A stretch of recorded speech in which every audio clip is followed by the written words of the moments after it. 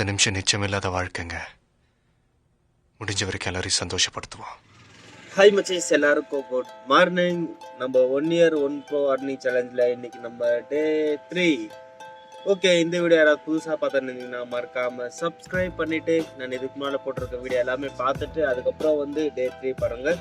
அப்போ தான் நான் எவ்வளோ earn பண்ணியிருக்கேன், எப்படி earn பண்ணியிருக்கேன்னு சொல்லிட்டு உங்களுக்கு கிளியராக புரியும். சரி, ஓகே, வாங்க டே 3 நம்ம எவ்வளோ earn பண்ணுறோன்னு சொல்லிட்டு பார்க்கலாம். Let's go.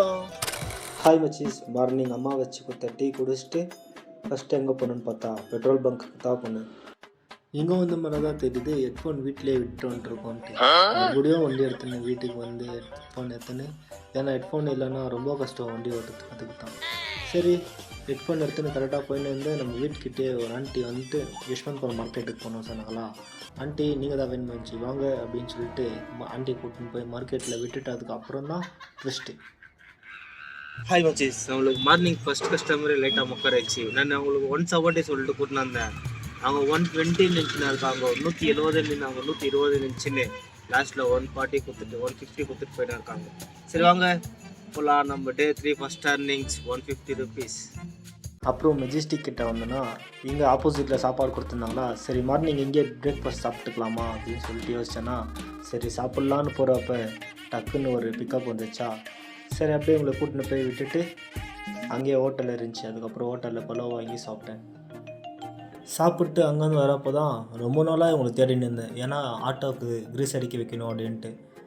ஓகே, அப்படியே நம்ம ஆட்டோவுக்கு கிரீஸ் அடிக்க வச்சுக்கின்னு அங்கேருந்து டைரெக்டாக ஃபஸ்ட்டு வீட்டுக்கு போயிட்டேன். வீட்டுக்கு போய் சாப்பிட்டுட்டு ஹாய் மச்சீஸ் சாப்பிட்டுட்டு கிளம்புறப்போ ஒரு ஆர்டர் இருந்துச்சா.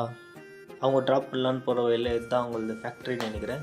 ஒரு 10 நிமிஷம் இருப்பா, நீ தான் பூஜை பண்ண, 6 மணிக்கு ஒரு பூஜை பண்ணோம், பண்ணிவிட்டு வந்துடுறா அப்படின்னாங்களா. சரி பண்ணிவிட்டு வாங்கன்னு சொல்லிவிட்டு நான் போயிட்டு ஆட்டோவில் உக்காந்து இருந்தேன். அதுக்கப்புறம் பார்த்தா கேஸ் கம்மியாகிட்டு இருக்கு. அதுக்கப்புறம் போய் கேஸ் போட்டு ஸ்ட்ரைட்டாக வீட்டுக்கு தான் வந்தேன். ஓகே மச்சி, நம்ம 1 year 1 Pro சேலஞ்சில் நம்ம டே 3 எவ்வளோ earn பண்ணணும்னு சொல்லிட்டு பார்த்தீங்கன்னா 1520 rupees earn பண்ணியிருக்கோம். இதில் ஓலா யூஸ் பண்ணி நம்ம 1030 rupees சம்திங் earn பண்ணியிருக்கோம். ஆக்சுவலாக பார்த்தா நம்ம இது வரைக்கும் எவ்வளோ சம்பாதிச்சிருக்கணும், 80,000 to 90,000 சம்பாதிச்சிருக்கணும். ஆனால் நம்ம எவ்வளோ சம்பாதிச்சிருக்கோம், அதில் 1% கூட சம்பாதிக்கல, வெறும் 1500 ரூபாய் சம்பாதிச்சிருக்கோம். ஓகே, நானே இப்போ வீடியோ பண்ணின்னு எடிட் பண்ணின்னு எல்லாமே ஒருத்தனே பண்ணின்னு ஒரு நாளைக்கு 1000 ரூபாய் சம்பாதிச்சுன்னு இருக்கேன். சரியா, இப்போது நான் அடுத்த வேலை இன்னும் பண்ண ஸ்டார்ட் பண்ணல. ஸோ ஸ்டார்டிங் இப்போ தான் டே 4 இல்லையா, இன்னும் இருக்குது, இன்னும் நான் பண்ணுறது நிறையா இருக்குது.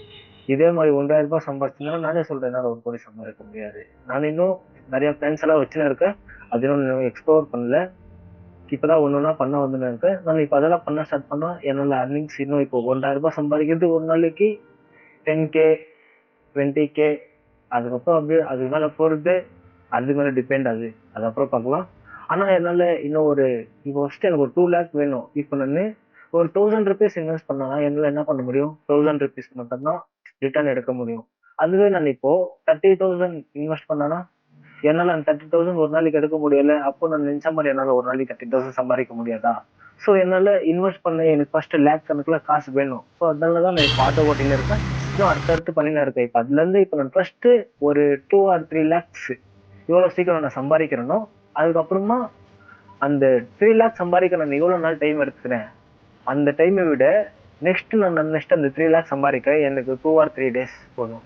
சரியா, அதனால தான் நம்ம ஃபஸ்ட்டு இப்போ நம்ம ஸ்லோவாக பண்ணிட்டு இருக்கேன். இவன் என்னடா 1000 ரூபா சம்பாதிச்சேன் இருக்கான், இவன் எங்கடா 1 கோடி சம்பாதிக்க போகிறான் அப்படின்ட்டு திங்க் பண்ணுற நீங்கள்.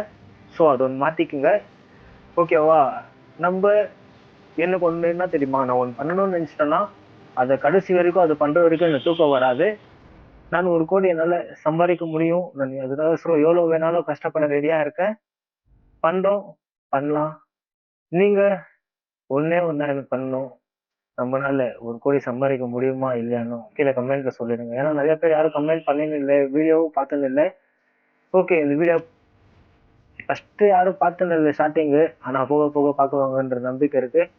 ஏன்னா நெக்ஸ்ட் நான் பண்ண போகிறதுல அப்படி தான் இருக்கும். நெக்ஸ்ட் நான் என்னென்ன பண்ண போகிறேன்னு சொல்லிட்டு அடுத்தடுத்து நீங்கள் பார்க்கணும்னு நினச்சிங்கன்னா மறக்காமல் இந்த வீடியோ பார்த்துன்னு இருக்கிறவங்க சப்ஸ்கிரைப் பண்ணிவிட்டு லைக் பண்ணுங்கள், கமெண்ட் பண்ணுங்கள். 1 கோடி இதில் சம்பாதிக்கணும்னு நினைக்கிறவங்க ஃப்ரெண்ட்ஸ் உங்கள் எல்லாருக்குமே இந்த வீடியோ ஷேர் பண்ணுங்கள். அவங்களும் இது பார்த்துட்டு நெக்ஸ்ட் என்ன earn பண்ண ஸ்டார்ட் பண்ணுவாங்க. ஓகே, நாளைக்கு வீடியோவில் பார்க்கலாம். பாய்.